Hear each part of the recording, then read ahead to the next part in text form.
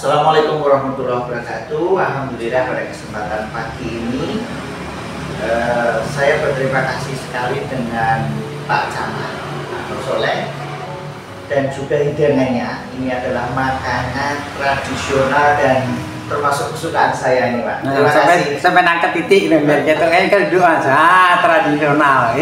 Sip. Ada beberapa hal yang menarik dalam beberapa hari ini, Pak. Ini mohon nanti kita dibantu dan kita juga disemangati untuk petani kita, secara khusus ini adalah petani padi. Nah, ada info kemarin itu yang membuat saya itu bersyukur, alhamdulillah sangat senang. Nah, itu nanti mohon dieksplor lebih jauh. Kemudian tantangan lebih lanjut untuk petani-petani kita ini adalah lahannya makin terbatas, Pak. Nah, lahannya makin terbatas. Tapi di saat yang sama itu kita diharapkan untuk bisa sukses swasembada, secara khusus adalah padi dan jagung. Nanti coba kita lanjutkan dan kita tahu Pak Camat ini sudah termasuk pelaku apa istilahnya ya, pertanian hobi. Mohon nanti di-share juga ke kita semua. Kita tidak panjang lebar, mohon nanti Pak Camat menyapa kita semua, petani, peternak, katakanlah yang pembudidaya ikan juga, supaya nanti di tahun 2024 yang tinggal menghitung hari ini, dan insya Allah kita nanti akan bisa menginjak di tahun 2025 dengan lebih bersemangat dan juga dengan lebih berenergi gitu, Pak. Ya, karena dari Pak Presiden juga ini kan semangatnya sangat luar biasa. Monggo Pak Soleh. Terima kasih. Assalamualaikum warahmatullahi wabarakatuh. Waalaikumsalam. Terima kasih Pak Is dari BPP Pertanian Kalipare, dan tak lupa para petani sekalian di Kecamatan Kalipare khususnya. Terima kasih pagi ini Pak Is sudah hadir di Kecamatan Kalipare. Kita melaksanakan diskusi sambil ditemani tadi ada makanan tradisional kesukaan Pak Kis ini, ya, jadah goreng, yang juga yang berasal dari beras ketan. Baik Pak Kis, tentunya beberapa informasi terkait dengan perkembangan yang dengan sampaikan tadi bahwa pemerintah Kabupaten Malang saat ini sudah bersinergi dengan program dari pemerintah pusat. Tentu salah satunya adalah pemerintah pusat yang sedang fokus pada ketahanan pangan, maka Kabupaten Malang tergerak untuk turut andil dalam rangka mensukseskan ketahanan pangan khususnya di wilayah Kabupaten Malang. Beberapa waktu kemarin kami dilaksanakan kegiatan rapat koordinasi yang tentunya ini adalah sebuah semangat bagi para petani, terutama petani padi yang ada di wilayah Kecamatan Kalipare dan Kabupaten Malang. Nah, Bapak Bupati kami menyampaikan bahwa terkait dengan lahan yang akan ditanami atau sedang ditanami padi, maka ke depan akan diupayakan untuk dibebaskan dari pajak bumi dan bangunan.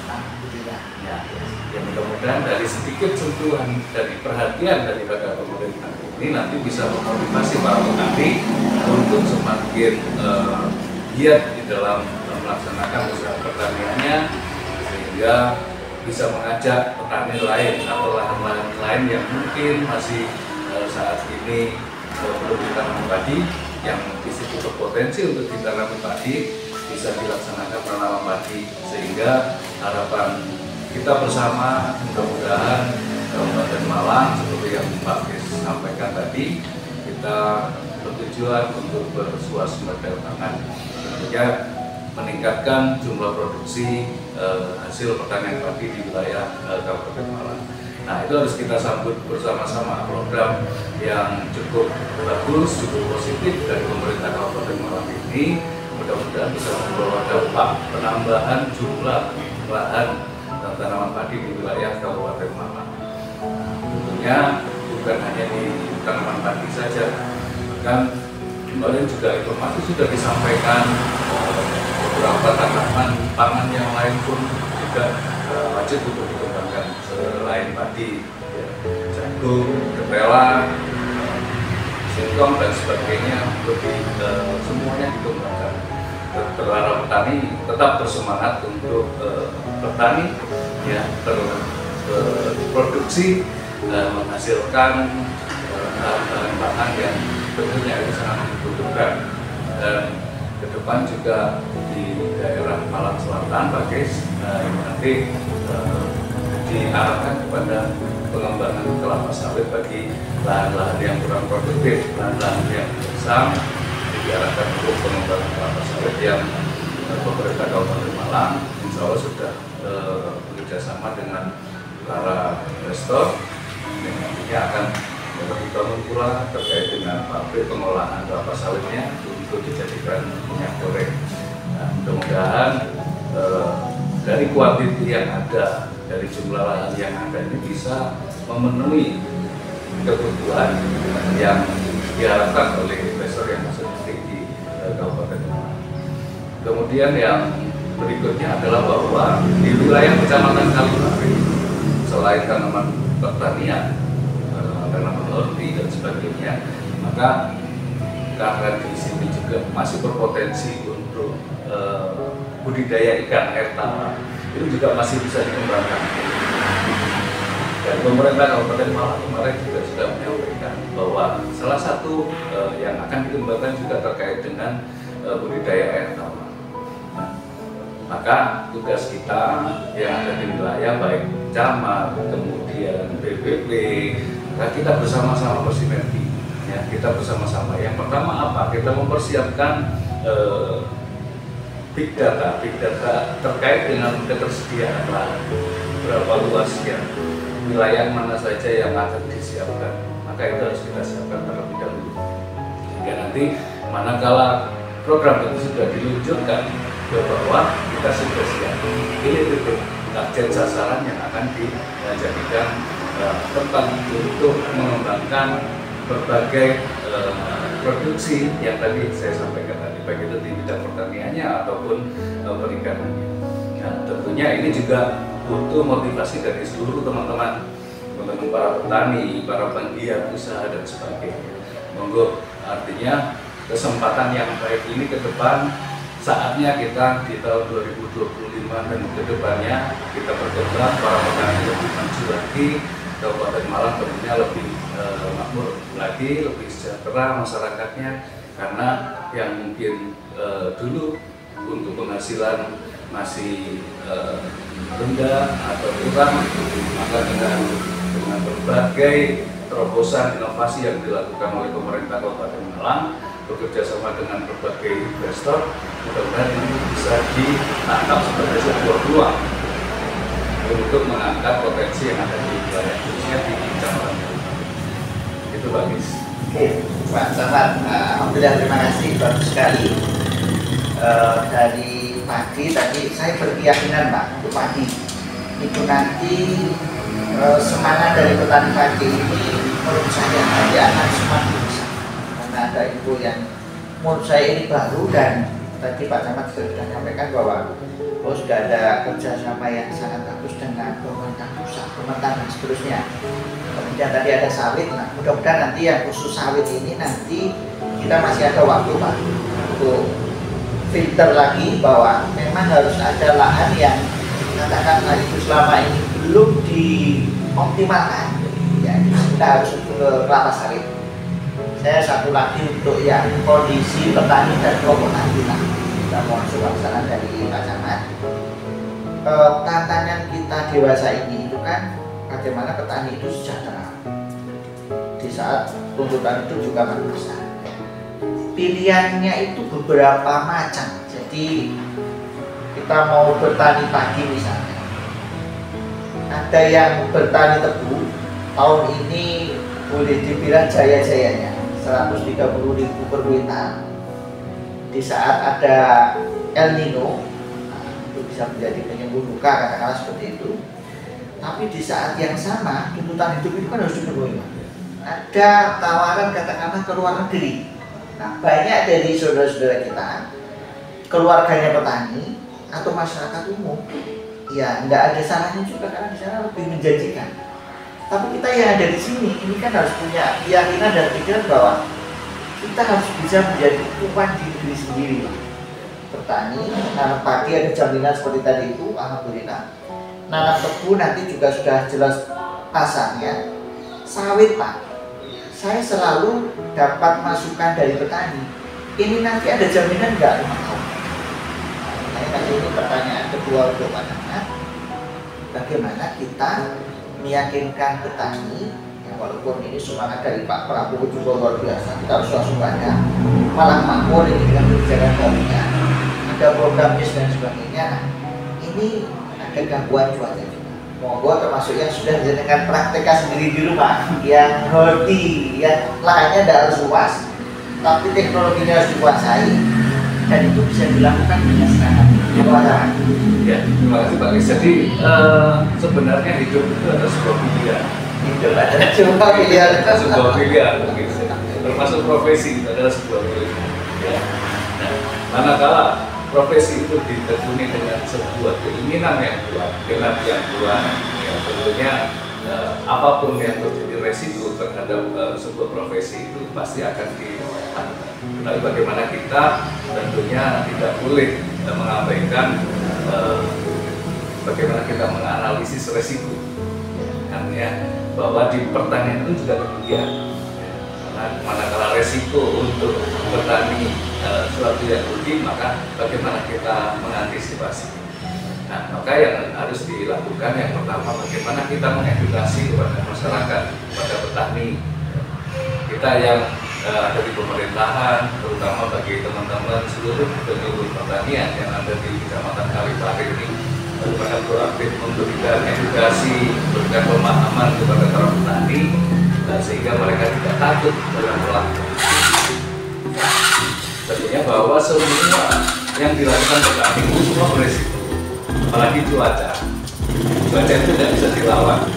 Ketika terjadi El Nino ataupun bahkan terjadi banjir dan sebagainya, itu tidak bisa kita lawan. Tetapi sekali lagi bahwa pasti Tuhan tidak akan tidur terhadap umatnya yang mau berusaha. Seperti itu, kita harus yakin gitu dulu. Ya, yakin dulu. Tetapi sekali lagi penguatan terhadap petani itu dibutuhkan oleh semua pihak, baik di jajaran pemerintahnya, pemerintah kecamatan, pemerintah desa, kemudian dari penyuluh pertanian, semua berkolaborasi memberikan edukasi sehingga masyarakat tidak takut lagi dalam bertani.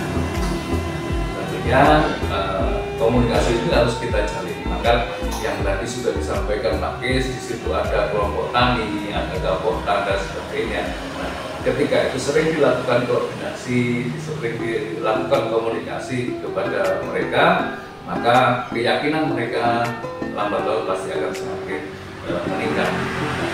Tentunya kembali lagi bahwa ketika sebuah tantangan dihadapkan kepada kita, masyarakat harus memilih. Dia tidak punya lahan, kemudian dia dihadapkan dengan permasalahan ekonomi, kemudian dia ada pilihan untuk menjadi pekerja asing, ya. Dia harus berangkat dengan harapan mendapatkan gaji yang layak, ya, mendapatkan penghasilan yang tinggi. Maka sebuah pandangan kita bahwa ayo sama-sama kita memberikan edukasi mereka menjadi seseorang yang mau entrepreneur, yang mau berusaha menjadi pimpinan dari perusahaan, pimpinan dari usaha yang dia lakukan, walaupun skalanya kecil. Maka ya itu mau tidak mau kita harus melakukan penekanan kepada masyarakat, walaupun kedua-duanya memang sebenarnya tidak merugikan. Dilakukan semuanya untuk, karena sisi lain bekerja di luar negeri selain dia memperoleh penghasilan, negara juga mendapatkan devisa. Ya. ketika dia melaksanakan usaha pertanian, maka dia juga akan mendapatkan manfaat yang bersangkutan dan keluarga. Ya, tidak ada yang tapi bagaimana kita menarik minat daripada masyarakat ini untuk terjun di bidang pertanian, maka contoh-contoh yang baik harus kita berikan. Salah satunya saya berusaha untuk coba pelihara sedikit tanaman hortikultura, ya kan, kemudian tanaman-tanaman buah dan sebagainya. Sebenarnya ini memberikan edukasi, memberikan wawasan ke para petani sehingga mereka punya minat untuk menjadi seorang petani yang harapannya menjadi petani yang sukses, membawa kesejahteraan bagi semua para petani.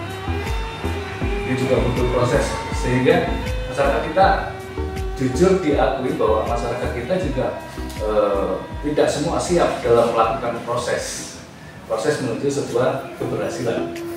Karena di dunia pertanian ya pasti dengan tahu ada proses pengolahan lahan, kemudian penanaman, perawatan sampai dengan panen, dan itu prosesnya harus dilalui. Maka petani yang tidak siap ketika itu ada sebuah gangguan, ada sebuah kekurangan, ya, kelemahan dan sebagainya, maka resikonya adalah gagal panen. Ketika proses awal sampai dengan akhir tidak dilakukan dengan baik, atau bahkan tantangan dari alam, ada bencana dan sebagainya tidak siap, maka sudah pasti akan mengganggu harapan petani ini dan kesiapan para petani ini untuk atas hasil produksi yang dia lakukan. Maka penguatan secara mental pun juga harus seringkali kita ajak diskusi dengan teman-teman petani sehingga mereka juga mendapatkan motivasi dukungan baik dari pemerintahannya, kemudian dari para penjuru pertanian dan jajarannya, sehingga mereka juga tetap bersemangat walaupun apapun yang terjadi ke depan, tetap bersemangat menjadi seorang petani dengan harapan tentunya tidak lain dan tidak bukan adalah untuk kesejahteraan para petani sendiri. Itu Pak Bis. Oke, nah, terima kasih Pak Dus. Edukasi kategorinya terakhir ini dari saya. Saya menerbitkan satu buku Pak, buku e-book ya, buku bulan dari tulisan-tulisan saya dengan kalau itu menggerakkan kelompok tani mandiri. Ya, saya tulis 2 tahun yang lalu sampai sekarang. Ini saya OTW buku yang keempat untuk ada Indonesia yang dalam beberapa waktu terakhir ini itu kan bagaimana petani sejahtera itu kan betul-betul doa petani seluruh juga, petani milenial cetak sawah katakanlah di luar Jawa, di Papua, di Sumatera dan sebagainya itu nanti dapat fasilitas. Nah, di saat yang sama ternyata jumlah petani kita itu kan sedemikian banyak. Ini menjadi persentase yang kalau tidak salah masih yang terbaik.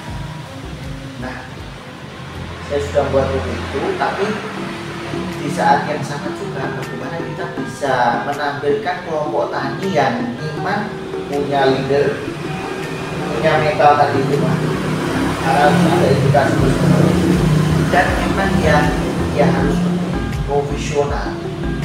Teman saya dulu ada yang ke Cina, studi banding jenuh, Cina lebih bagus. Nah, tapi pada saat yang sama saya sampaikan, ini adalah tugas kita, betul tadi kita harus lihat dengan semuanya. Ini saat yang tepat untuk ya kita harus benar-benar sinergi kita. Makanya nanti kita punya, menurut saya, kalau saya ini kan kelompok tani kita. Di saat yang sama beberapa petani kita adalah prosentase yang cukup besar, usianya sudah cukup lama.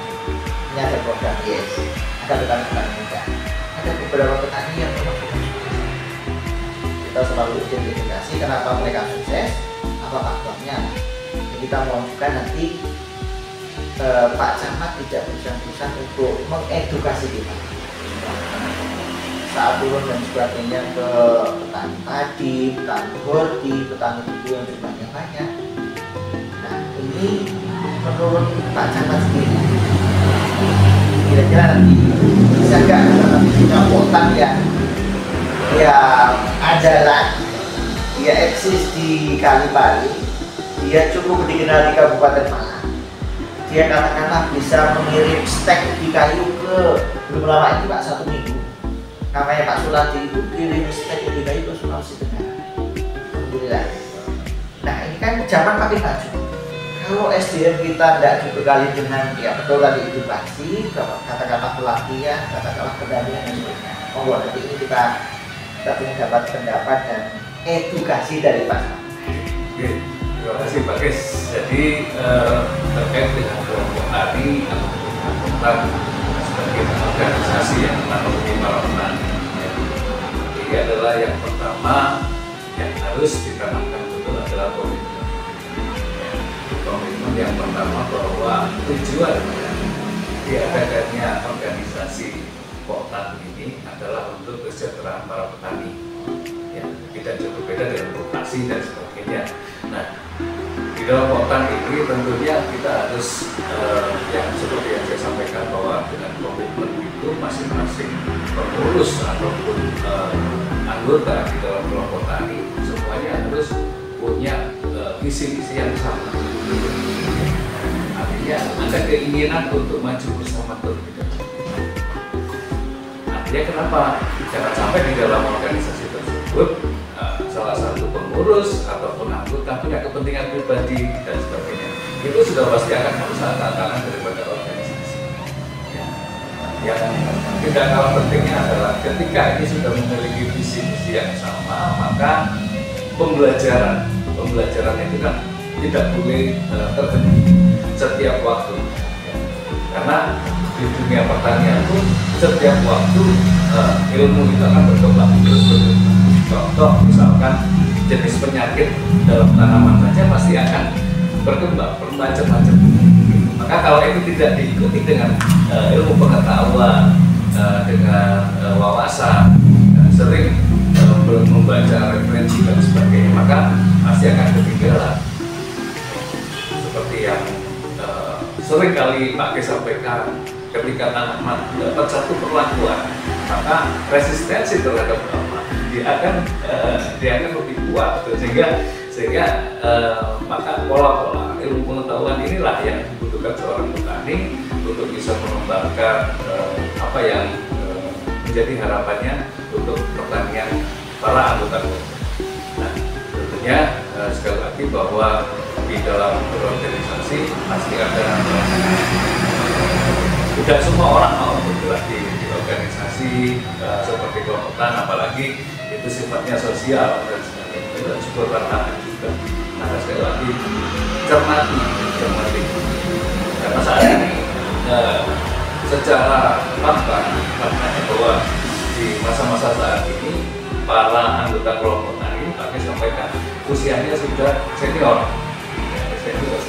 Kapan kita mau berkembang para generasi mudanya yang tadi dipersiapkan dari petani hias atau milenialnya ini untuk tampil di sini? Mereka tantangan kita bersama. Sekarang bukan hanya tanggung jawab BPL saja, bukan hanya tanggung jawab pemerintah saja, ya kita semua. Maka masyarakat pun juga betul-betul bertanggung jawab dalam perkembangan pertanian. Jadi kesimpulannya bahwa dari tidaknya sebuah kelompok tani berkembang atau tidaknya kelompok tani, maka itu yang pertama tergantung dari komitmen para pengurus dan anggota. Yang kedua, komitmen dari stakeholder yang ada di sekitar kelompok tani ini, baik secara pemerintah, kemudian masyarakat dan sebagainya, pelaku usaha dan sebagainya. Ini semua juga harus bisa menjadi sebuah rantai, sebuah sistem ya, yang menggerakkan kelompok tani ini bisa berkembang. Dan tentunya di kelompok tani ini juga harus bisa menyesuaikan diri dalam artian mengikuti perkembangan, sehingga tidak boleh kita idealis dengan misalkan pola tradisional. Ya, kalau sudah seperti ini dengan zona nyamannya yang dilakukan hanya itu saja, tidak boleh. Jadi ketika ada potensi lain, ada perkembangan yang lain juga harus ikut berkembang. Misalkan ingin mengembangkan sebuah tanaman singkong gitu ya, kan sudah ada perkembangan yang tadi disampaikan ada stek pohon singkong itu ya, untuk bibit itu. Nah itu tidak ada salahnya itu dilakukan sebuah uji coba, dilakukan mungkin develop apabila itu lebih menguntungkan, kenapa tidak diterapkan bagi para petani singkong. Termasuk tanaman yang lain pun juga demikian.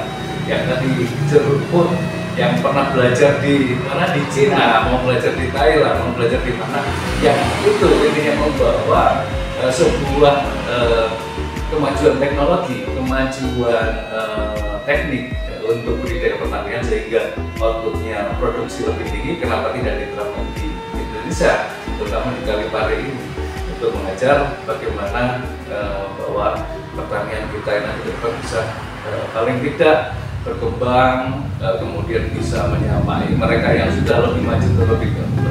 Seperti itu, akhirnya. Terima kasih. Terima kasih Pak Dr. Dan akhirnya kita harus cukupi, tapi insya Allah nanti mudah-mudahan kita bisa ada kesempatan lagi, tapi mungkin silakan karena di sentra melon, kemudian ada jeruk di Kaliasari yang masih muda, belum tua, katakanlah di sentra ubi kayu ataupun di yang tadi yang mau kembangkan itu adalah ikan air tawar. Dan kita bisa lanjutkan itu. Dan kita sangat berterima kasih karena pagi ini Jumat Barokah, Jumat yang baik, kita bisa silaturahim dan mudah-mudahan dari kebersamaan kita ini bisa menular ke bawah, petani-petani semuanya makin semangat, yang tanam padi ini nanti makin tersenyum lebar, yang ubi kayu ini juga nanti harganya juga mulai naik, tebu, tembakau, kelapa sawit tadi mudah-mudahan kita ada satu lokasi, 2 lokasi, dan mudah-mudahan nanti pada ujungnya petani bisa tersenyum lebih lebar karena kesejahteraannya bisa. Kita terima kasih banyak. Segoyang kita tani tabung. Terima kasih. Mungkin ada kata-kata terakhir yang disampaikan. Terima kasih Pak Kris. Saya sepakat dengan apa yang disampaikan Pak Kris tadi, bahwa kita mengharapkan petani kita menjadi petani yang tangguh, petani yang makmur untuk kesejahteraan masyarakat. Dan tentunya saya berpesan kepada seluruh petani yang di wilayah Kalipare khususnya, tetap bersemangat ya, bahwa petani itu adalah pekerjaan terhormat ya, yang kita semestinya disandingkan dengan para pejuang ya, karena panjenengan semua para petani ini adalah pejuang pangan ya, yang ada di wilayah Kecamatan Kalipare. Jadi jangan pernah berhenti bersemangat, jangan pernah berputus asa ketika saat mengalami kegagalan, tetapi terus berinovasi, terus berkembang. Jadikan semua petani menjadi petani yang tangguh, petani yang tahan ujian, petani yang pada akhirnya menjadi petani yang sukses. Demikian saya akhiri, terima kasih. Salam sehat, salam semangat selalu. Wassalamualaikum warahmatullahi wabarakatuh. Waalaikumsalam.